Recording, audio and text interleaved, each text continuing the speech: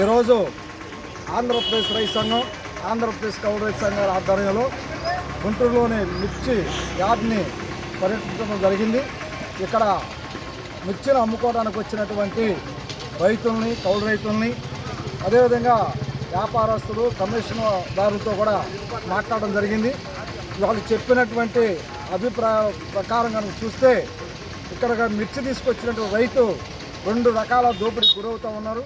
ఒకటి, ధరలు తగ్గించి మిర్చిని కొనుగోలు చేస్తూ ఉంటే ఇక్కడ కమిషన్ వ్యాపారులు మరి 2% నుంచి 4% పైగా కమిషన్ వసూలు చేసి రైతుల కష్టార్జితాన్ని కాజేస్తున్నటువంటి పరిస్థితి కనిపిస్తూ ఉంది.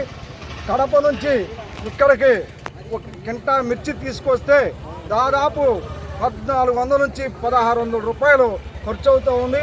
అంటే ఈ రకంగా 12,500 రూపాయలు ఇక్కడ ధర పలికితే దాంట్లో 2,000 రూపాయలు ట్రాన్స్పోర్ట్కి, మార్కెట్లో ఉన్న దోపిడీకే సరిపోతుంది తప్ప రైతుకి మిగిలినటువంటి పరిస్థితి కనపడతలేదు.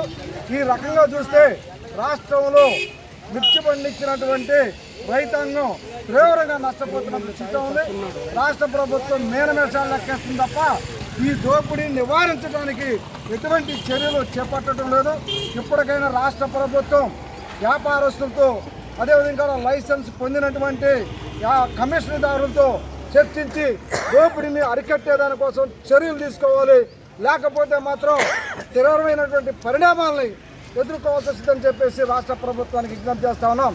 ఇప్పటికైనా రాష్ట్ర ప్రభుత్వం కింటా మిర్చిని 18,000 నుంచి 20,000 రూపాయలకి కొనుగోలు చేయాలి. అంతేకాకుండా పండిన పంటని 25% అని అంటున్నారు. 25% కాదు, రైతులు పండించిన పంటని మొత్తాన్ని రాష్ట్ర ప్రభుత్వం కొనుగోలు చేయాలా. ఎగుమతిదారులతో మాట్లాడి ఎక్స్పోర్ట్కు ఉన్న అవకాశాలను పరిశీలించి ఎప్పటికున్న అప్పటి ధరల్ని రైతులకు తెలియజేసే విధంగా ప్రభుత్వం చర్యలు తీసుకోవాలని చెప్పేసి మేము కోరుతా ఉన్నాం. నా పేరు పి. జమలయ్య, ఆంధ్రప్రదేశ్ కౌలు రైతుల సంఘం రాష్ట్ర ప్రధాన కార్యదర్శి.